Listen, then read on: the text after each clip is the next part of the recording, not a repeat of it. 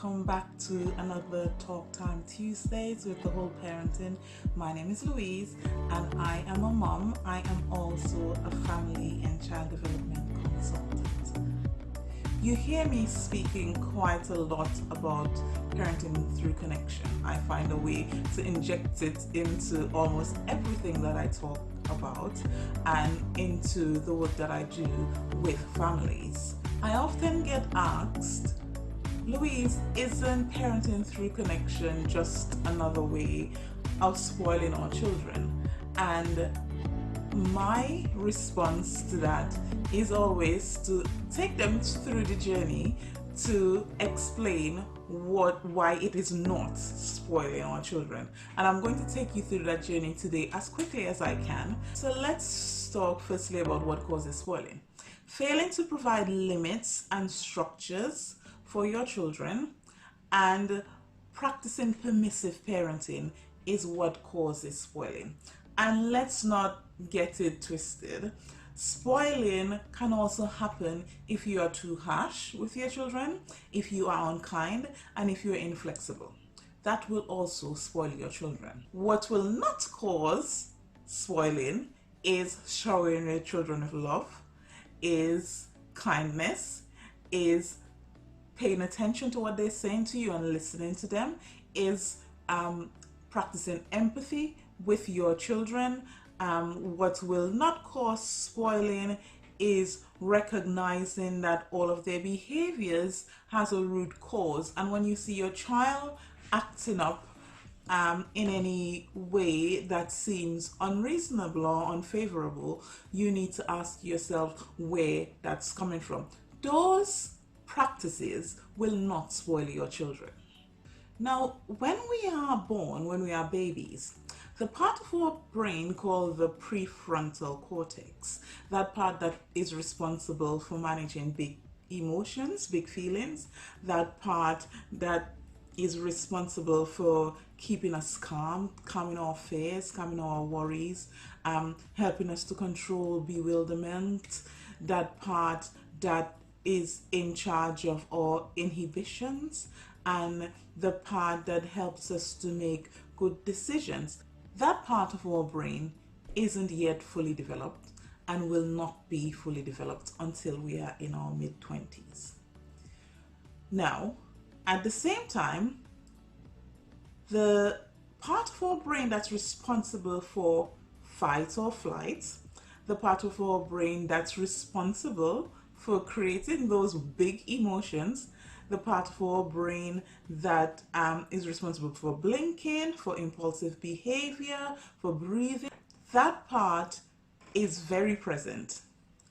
It is also the part that is responsible for tantrums, the part that is responsible for screams, and the part that is responsible for reactive behavior. And so when our children have big feelings, it's difficult for them to manage those feelings because they do not have the tools required to help them manage those feelings. So when your child is having a tantrum and you say to her or you say to him, control yourself, it's pretty much asking them to get blood from stone or water from the moon or something like that, because they do not have the capability to do it. And for some children, the wiring isn't even there yet because they are that young. And so when both parts of the brain are integrated, a person is able to perform complicated tasks. Complicated tasks like managing their emotions, which is what our brains are as parents. Our brains are, most of us, integrated enough and mature enough, fully developed enough, and we've had enough practice in our adult lives managing our emotions for us to be able to know exactly what to do when a big emotion arises in us. And let's be honest, we all have big emotions. Now, our children do not have those capabilities. I want to reiterate again. Now, you know the saying that goes, be the adult. This is when it's most important. Children essentially need us to step in and be that prefrontal cortex for them because they are unable to do so for themselves. The renowned psychoanalyst Wilfred Bion coined a term called containment. He referred to as containment.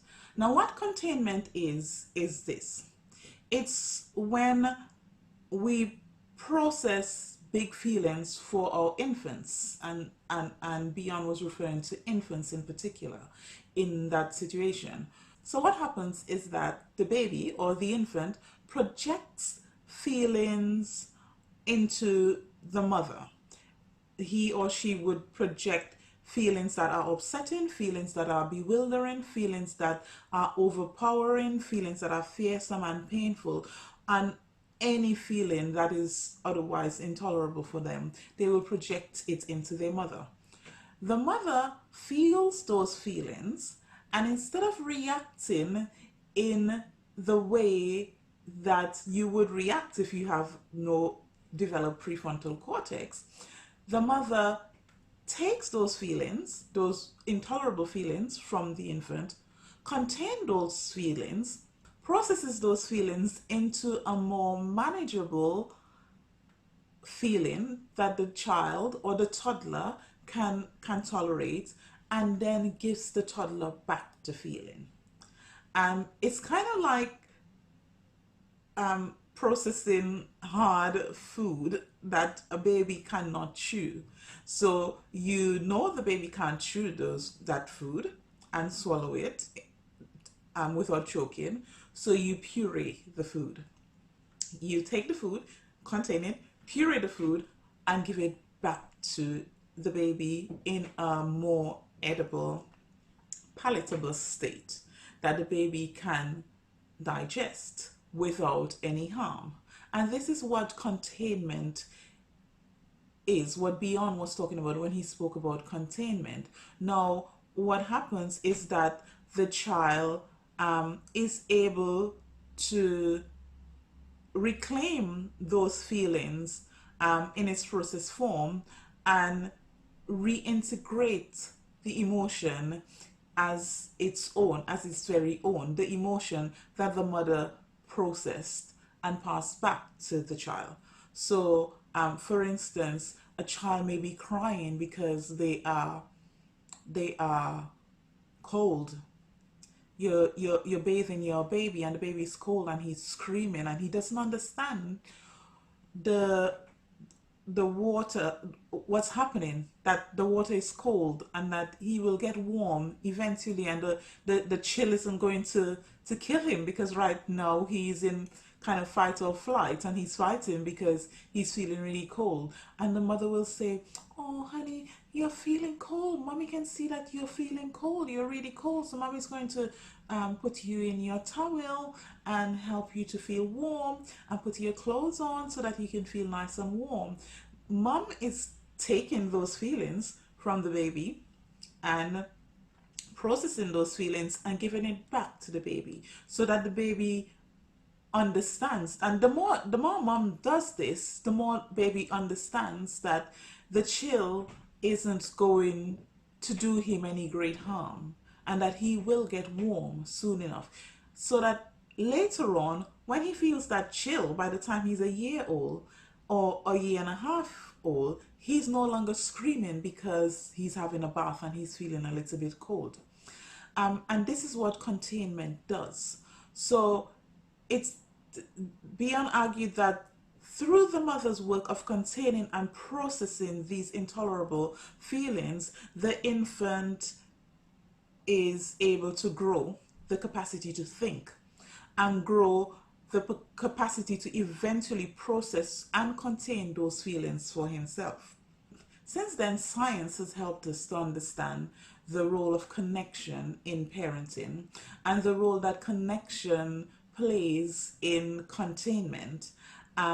We understand that this processing that needs to happen is not just for infants, but for children in general, because their prefrontal cortex is not yet fully developed. We have learned how the act of connecting releases oxytocin in the brain, And the oxytocin is what's called the love hormone. And the oxytocin calms the body down, the mind, the brain, and the body, and it causes the child to feel safe. Now, when the brain feels safe, it can turn its attention to other things like the development of the brain, for instance, particularly the development of the prefrontal cortex, and also the strengthening of neural connections between the different parts of the brain so that these parts can become integrated and communicate better with each other. Now, when children are connected to someone, it helps them to feel significant. And that feeling of significance helps to create a feeling of safety and security in that child.